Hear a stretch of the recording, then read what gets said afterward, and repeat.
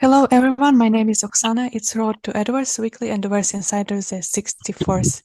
We deliver the news about the creation of our project Edoverse. And as usual, Tokugawa-san, could you please open the session for today? Thank you, Oksana. Hello everyone, this is Iehiro Tokugawa speaking. This is part 3 of the townsfolk, the chonin. For the richer people, you would use the term bourgeois. Now, I've already explained that, like 20% of Edo City was occupied by, non-samurai, non-priest population, which was probably roughly 50% of the population. So it was very densely populated. So think of something like Bangladesh today, Dhaka, or any of the favela in Brazil.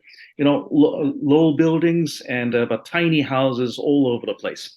Now, the rich naturally lived in very big houses, and then who were the residents of the tiny houses in the back alleys? So, and this in Japanese would be like shomin, so commoners or plebs. That is George Orwell. And then what were they doing? What was their livelihood like? And then you see, Edo had a network of canals, so wholesale and bulk commodities were transferred on the through the canals. And then they had to be brought to the very end users. So be they vegetables or fresh fish, tofu. There were tiny merchants carrying their merchandise in small baskets, or in the case of fish alive or tofu, they would be walking around with big wooden buckets on their feet. So you see, many of them were these retail merchants, you know, and you would see them in today's slums in the so-called third world or the global south. So those made up a very sizable proportion. And then there were so many carpenters. Okay, Edo was always suffering from fire here and fire there. So there's always construction work happening. And also, Edo itself was expanding as the population kept flooding in from the countryside. So there were the construction workers, apart from the carpenters. Yes, so those were the people who made up the population of the tenements. And then there were numerous other craftsmen. So what one should not mistake, get wrong, is that many of the big merchant houses like Mitsui or Konoike or Sumitomo, so they kept all their workers inside their own merchant building. So it was like one big family under one roof, and the staff would keep working for 6 months and then get like 10 days off with some allowance so they could go back to their home villages and come back to Edo. So that was the ordinary life. And so you see, the basic characteristics of city living was there, even more so than, let's say, in today's United States, where you have to drive around to get any service or any any good. So everything was within walking distance, and things were moving faster than you would imagine, thanks to the canal network. And then the canal network doesn't exist today because many of them have been converted into the Shutoko highway network of today. Okay, so I think that's enough for this week. So thank you very much, and see you next week. Thank you very much, Tokugawa-san. And JJ, could you please join us? Hello? Yeah, thank you, Oksana. Hi, anyone. First of all, we'd like to appreciate that a lot of participants and visitors came to our booth at Blockchain Expo. And then I hope all of you guys experienced the latest version of our demo. And then maybe you could jump into the Edoverse space, and then maybe you could choose some of the avatars and change costume and then run away inside. Yeah, that's the latest version of our demo space. And then we continue to upgrade and upload the newest function to make it more gamify wise, and how we can give some opportunity for all of the lands holders to get income by Zeni. We still discuss, and also what types of mini games should be implemented on our gaming space. we still continue to discuss. So I think by the end of June, means like the end of first quarter for Japanese fiscal year, maybe we can show some of the progress and roadmap as well. And yes, the market of cryptocurrency is always, shaking. I mean, some of the meme coins skyrocketed, and then some of the, nice token is getting dropped. But always we focus on how, putting some new, the practical function and practical utilities, because always cryptocurrency is, grabbing the high value of essence. I mean, if there's a nice token which has nice utility, in the long run, definitely the token is going to be rise up quite soon.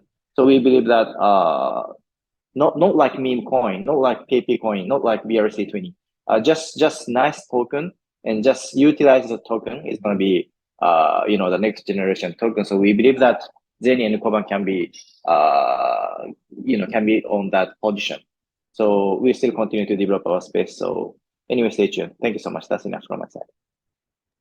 Thank you very much, JJ. And we also have Mitsushi today joining us. Hello. Hello. Thanks, Oksana. Yes, last week we joined Blockchain Expo, and within 3 days, a lot of visitors visited our booth, and we explained about Edoverse. But good thing is about there's an actual playable product release coming out. That's the most important thing, because seeing is believing, or playing is believing in crypto industry. A lot of other projects announced that they started considering launching some metaverse project, but not like playable products are not yet come out to the public. So that's the most important distinction.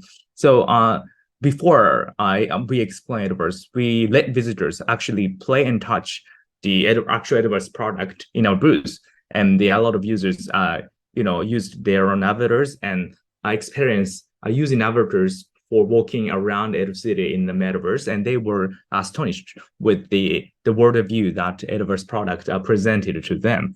So I think we are the only one of a few booths that actually exhibited the actual playable product. Now, most of the other products or booths were just explaining their concept and idea and packages and consulting services and so on. But we are the one of only few booths that allowed users to experience actual products. I think that's the most important thing, especially in Metaverse, because Metaverse is the buzzword. A lot of people have heard the word Metaverse. A lot of articles or companies have a session about Metaverse, but not many actual playable products were released right now. I think I'm sure a lot of users were astonished and got excited about the projects.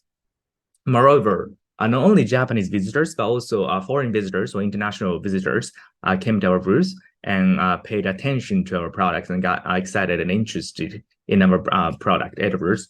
So I think I thought there was a great potential for Edoverse to get penetrated into global market, not just limited to Japan. That's my take by attending in Blockchain Week for 2 days last week. Thank you very much. That's all from me. Thanks. Thank you very much, Mitsushi. And yes, I can tell that a lot of people were very excited about our project and wanted to be part of it, like as client or maybe a developer or anything. And yes, it was very fun to meet everybody. And we have also Martin today with us. Hello, how are you doing? I'm great, thank you. I'm very happy to hear about the success at the expo. So congratulations, and that was also very encouraging. I'm fascinated to learn more about that canal network that existed in Edo that Tokugawa-san was mentioning earlier. Perhaps he could touch on that in a future episode. Very interesting. From my side, not much to report on, but a friend of mine recently visited Tokyo and Chiba Prefecture because well, Gen mentioned meme coins. One of the most famous is obviously Dogecoin, and Doge the dog. It's actually from Sakurashi in Chiba Prefecture, and the Doge guys are going to erect a bronze statue of Doge in the park in Sakura City. So the Doge guys visited Chiba and had a meeting with the mayor and his other subordinates, working towards building this statue. My friend's a filmmaker and he's making a documentary about it. So that's very interesting. Another, little bit of Japanese culture that has gone global. I'm a big fan of Doge. I don't own any Dogecoin, but yes, those meme coins do seem to be going strong, don't they? Yes, there's that. And then I've been working on another documentary about travel in Tokyo. I'll drop that when it comes out at the end of this month. Very interesting project. But yeah, that's it from me this week. Nothing more to add. Oh, okay, thank you very much, Martin. And Dominique, could you please somehow? Oh, sorry, Shunta, you're joining us today as well. You've been working very hard at Expo. What you can say about it to us? Okay, hello everyone. At the Blockchain Expo last week, many people visited our booth to experience our demo play. There are many people came and gave us feedback, including people who had never heard of Edoverse before, and people who were already fans. And we also received a lot of greater feedback about how much development is progressed. We will respect the feedback and keep improving, so please looking forward to it. Okay, thank you very much. And Dominique, could you please summarize today's session? So, thank you, Oksana. You must be in New York today. That really sort of late midnight. Yes, yes, Join us actually a midnight from New York. Thank you. Yeah, and hello everyone, and yeah, thanks for everything. But blockchain expos and the Shunta mentioned actually, many people came and many people enjoyed the demos, alpha version. We say, the avatar, just the moving around, just in Edo castles, and also the I think Daimyo Koji is the old Totori Han areas, called TTH areas. That was the very beautiful sites, and then just we walked. And also the avatar itself just made a lot of moves, like a bows and also dance, and then many things. And then that was good actually. And then so far so good actually in the Edoverse productions. But there's still we have more than 8 months to go. Some months. Yeah. The real Edoverse is coming up in the end of November, the end of December. And then we will have another blockchain expo in Tokyo. That should be in November. So November, in blockchain expo, our team is going to make a big booth, and also just in front of the entrance. This is the main booth just of the blockchain expo that we're going to just make some of the entertainment to everybody when you just join that to the booth. So we are now considering that the real sort of demos and also a lot of things that in November in 6 months' time. I'm very looking forward. And then and before November's, and then we do a lot of events actually. You're not entirely bored of the things and tired of the Edoverse. Just before we start, what we do is that the Ukiyo Museum will be launched and open in June. At the same time, the most exciting thing is we're going to just make we're going to start some games in Fortnite as a third party. That'll be actually start from June too. So you can just now that'll be actually Fortnite. That'll be actually Edoverse battle game. This is actually pre-versions of a game that you can enjoy. So once that you just in the battle just one by one, or maybe some of the sort of the real the big battles.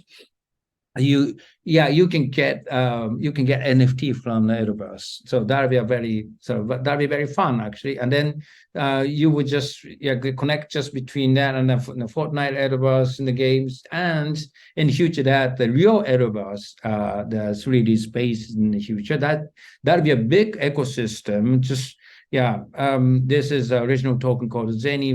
It's gonna be actually circulated when you just play with the games. And we're now talking about and considering that the first game of Edoverse is next year. So that'll be very. I hope everyone can make it, even the elder age, and then it's gonna be very simple, but it's gonna be very fun. And I try to just make it. We try to just make it just very excitedly to everyone. To all the generations, and then we now talking about these gamification stuff that is very, very important stuff for us, and that we want to just concentrate on this. So please just wait for another month just to see the Ukiyo Museum and also the game of the fortnight. Thank you. Thank you very much, Dominique, and thank you everybody for listening for the Weekly Insider. And we'll meet next week. Goodbye.